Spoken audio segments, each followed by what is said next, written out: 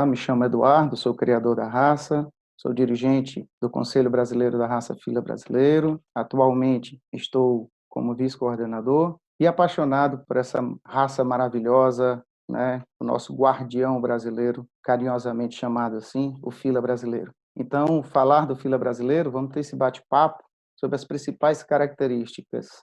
Acredito eu que falar do Fila Brasileiro, das principais características, e não passar pela fundamentação histórica da raça, deixaria uma lacuna, né, para a discussão sobre a raça propriamente dita, tá? Então, entender que a história da raça fila brasileira, ele se relaciona com a própria história do Brasil, tá? Da colonização, e com os grupos sociais que colonizaram o Brasil naquela época, né? A gente observa que, junto com a bagagem daqueles que vieram para colonizar, vieram também vários cães, né, europeus, cães que vieram com os colonizadores, que fizeram parte da rotina daquele período, né, e que acabaram, né, dentro de várias teorias que nós temos, e aqui eu não vou defender nenhuma teoria, tá, sobre o surgimento do fila,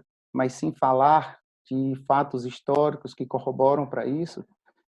A vinda desses cães para cá, junto com as habilidades que foram usadas, que os cães foram usados como, e aí o fila brasileiro aparece, né, dentro das fazendas, né, fazendo a guarda das propriedades, lidando com o gado, né, na caça de grandes felinos na época. Aí essas duas fotos aqui do slide, elas transmitem essa ideia do papel dos cães daquela época.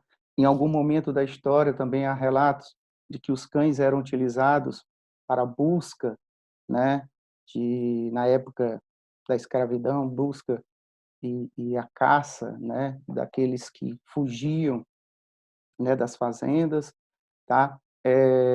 E isso, né, mostra de como começou a surgir, né, esse cão com essa habilidade, né, com essa com esse biotipo, né, do fila brasileiro, tá? O seu nome, ele está relacionado ao verbo da língua portuguesa filar, que significa agarrar. E aqui nós temos, né, o nosso padrão, tá, que todos já devem conhecer, o padrão 225, que tem a publicação válida a partir de 29/9/2016, a sua última. Bem, as características gerais, né, do fila brasileiro. É uma raça tipicamente molossoide, que já foi inclusive falado aqui, né, anteriormente. Poderosa ossatura, figura retangular e compacta, harmoniosa e proporcional. Apresenta, aliada a uma massa muscular, grande agilidade concentrada e facilmente perceptível. Tá? Quem conhece o fila brasileiro sabe que, pelo seu porte, parece ser um cão mais lerdo, mas é um cão de grande agilidade. As fêmeas, elas devem exibir a feminilidade, né, bem pronunciada, diferenciando-se nitidamente dos machos. E aí, sobre o comportamento e temperamento, tá? Determinado e corajoso, né, apegado com os donos, e esse apego chega a ser assim, bem como nós chamamos aqui para a região nordeste, bem grude mesmo, sabe? Eles procuram todo o tempo a companhia da gente, eles procuram todo o tempo estar próximo, grudados dos donos, daqueles que lidam com ele diariamente, tá? São altamente tolerantes com crianças, né? E aqui eu coloquei uma foto aqui, me permitia isso, colocar uma foto em homenagem à minha filha, que na época ela tinha 7 anos, e ela e essa cadela que nós tínhamos na época eram grude, sabe?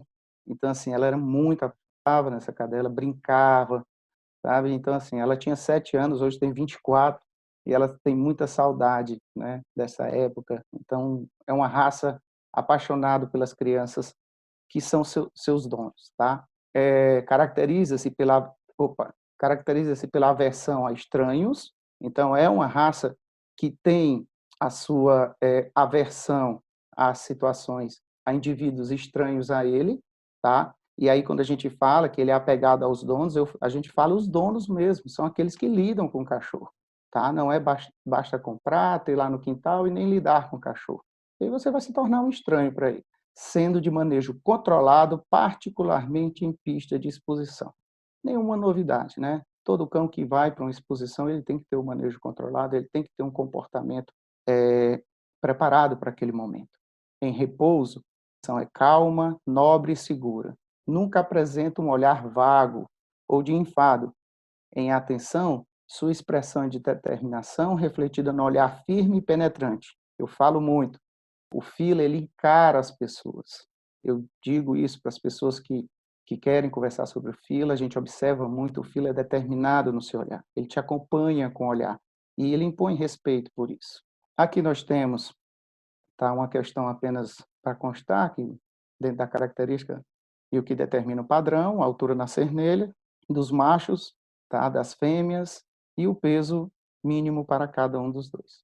E aqui é o que eu digo sempre, o cartão de visita do Fila, a cabeça, tá?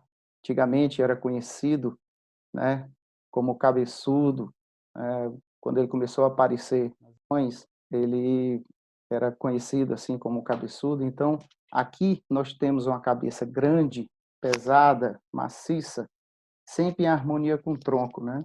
Visto de cima, o aspecto é esse formato de pera, né? No padrão até chama periforme, inscrito no trapézio, né? No trapézio isósceles, tá bom? Aqui no desenho, ele está, né, simbolizando essa descrição desse crânio, né, dessa cabeça, perdão, inscrita num trapézio. Então, aqui é a região, né, do stop, de frente é praticamente inexistente, visto de perfil é baixo, inclinado e virtualmente formado pelas arcadas superciliares muito desenvolvidas. Tá? Observe a questão das arcadas superciliares muito desenvolvidas e de perfil, o stop é baixo e inclinado. Tá? Aqui nós temos a questão da proporcionalidade, né, que vista de perfil, crânio e focinho guardam uma proporção aproximadamente 1 por 1, sendo o focinho ligeiramente menor que o crânio. Ele tem um olhar triste, né? Típico da raça, devido pelas pálpebras caídas, tá? As orelhas são grandes, grossas e a inserção inclinada em forma de V, tá ok? Aqui, essas imagens que nós estamos trabalhando são imagens, tá? São descrições, tá? São desenhos feitos exclusivamente para o nosso filho, pela artista plástica e árbitra Rosana Knapp, pela qual agradeço ao conselho por ter cedido essas imagens para que eu pudesse utilizá-las.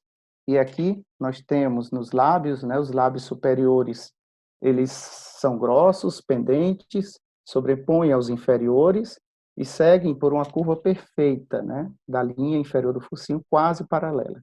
Na oclusão dos lábios, tá? A rima labial se delinea em forma de um U invertido, tá? Então, observa aqui a questão do U invertido, profundo, né? Que caracteriza, tá? Outra característica, essa narina grossa, forte, a cana nasal também bastante grossa. A mordedura, tá? A mordedura a que é permitida, né?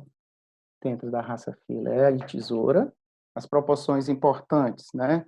E aí a gente observa, antes de nós chegarmos à descrição aqui da imagem, vamos falar do tronco, que é forte, largo e profundo, revestido de uma pele grossa e solta. O tórax mais longo que o abdômen, tá? E aí essa pele solta é uma característica rásica mais importante, né? É solta em todo o corpo, principalmente no pescoço, onde se formam pronunciadas barbelas, né? Estendendo-se em muitos casos pelo peito e abdômen, tá? E essa pele solta é uma característica que durante o processo de surgimento da raça, né? Da sua adaptação ao ambiente, foi necessário pelas suas funções de caça, e caça de felinos, tá? Uma forma de proteger órgãos vitais, tá? Até na lida com gado, embrenhar na mata algumas galhos que pudessem ferir o animal, e isso só ficaria pela pele, tá? Então, o comprimento do tronco, medido da ponta do externo à ponta das nádegas, excede a altura da cernelha. A linha superior, tá? Outra característica da raça fila, tá? A cernelha é inclinada, aberta, devido ao afastamento das escápulas, e ligeiramente mais baixa que a garupa. E aí observo aqui que após a cernelha, a linha superior ela muda de direção, ascendendo até a garupa, tá? Sem qualquer tendência a selar ou carpear, tá? Observa, acho que dá para ver na ilustração, tá? Descrevendo muito bem a questão da linha superior do animal. A linha inferior, tá? É um peito longo e paralelo ao solo, tá certo? Em toda a sua extensão. O ventre suavemente ascendente, nunca esgalgado. Movimentação. Então, aqui dentro da movimentação, nós temos passos largos, elásticos, lembrando dos felinos. A característica principal é a movimentação dos dois membros de um lado, para depois movimentar os do outro, o famoso, conhecido passo de camelo, o que lhe confere movimentos gigantes, com balanço lateral de tórax e dos quadris, né, acentuados na cauda quando está erguida. E é o famoso gingado, né, do fila. Tá? Alguns até brincam, pessoas que às vezes veem os cães, olha, ele faz um gingado, né? Então, isso é bem característico da raça fila brasileiro. Lembrando que, na passada, a cabeça é portada abaixo da linha, né, do dorso. E aí, no passo de camelo, isso é uma característica. Por isso que eu utilizei duas imagens, porque aquela imagem lá do Manual de Estrutura Dinâmica, o cão está um pouquinho com a cabeça elevada. No fila brasileiro, na passada, a cabeça é portada abaixo da linha do dorso, ok? E aqui nós temos uma descrição bem clara, bem objetiva, da mesma forma que está lá a narrativa no nosso padrão 225. Cores, tá? São permitidas o baio, o tigrado, o dourado e o preto, tá? Podendo apresentar máscara, né? Ou não, tá? A gente tem casos de cães que apresentam pouca máscara ou nenhuma máscara, tá? Em todas as cores permitidas, admitem-se marcações brancas, tá? E olha as regiões: patas, peito e ponta da cauda. Indesejáveis, as manchas brancas no restante da pelagem, tá? Então, o padrão ele é bem claro e ele define isso, essa questão da marcação. Mas nós vamos demonstrar aqui numa imagem também que nós temos. E olha aqui, essa é a marcação que o padrão descreve, tá? De forma bem clara. Aqui nós temos a questão da pata, né? Das patas, tá? A marcação branca, tanto na pata anterior ou pata torácica, né? Pata posterior na pata pélvica. As marcações, tá? Aqui é a pata. Acima disso não é marcação de pata. No peito, tá? Na proporção, tá certo? E na ponta da cauda. É importante nós discutirmos isso, falarmos e esclarecermos. Nós estamos tratando de um quadrúpede, né? Mas se fosse, tá, um indivíduo bípede, nós teríamos aqui a mão e o pé, tá? Então, poderíamos dizer isso, questão da marcação apenas na mão e apenas no pé. No caso, na pata torácica e na pata. E é importante nós discutirmos isso quando a gente fala da raça fila brasileiro, tá? Porque quando a raça, né, foi criada, foi desenvolvida, ela passou por um processo, né, de melhoramento, né, e de desenvolvimento e de fixação de características dentro do seu processo, desde o seu surgimento nas primeiras exposições até o seu reconhecimento internacional. Então, hoje, a raça fila brasileira é uma raça solidificada, tá? Uma raça que me alegra muito ver nos últimos anos ela sendo reconhecida nos eventos, tá? Nas exposições, tá? Com as premiações e ver excelentes exemplares em pista. Então, aqui foi o meu referencial, tá? Nós falamos, o tempo às vezes não nos ajuda muito, a gente fica um pouco ansioso em adentrar muito nos assuntos, mas estaremos à disposição, então, da mesa redonda para tirar algumas dúvidas e discutirmos mais sobre a raça.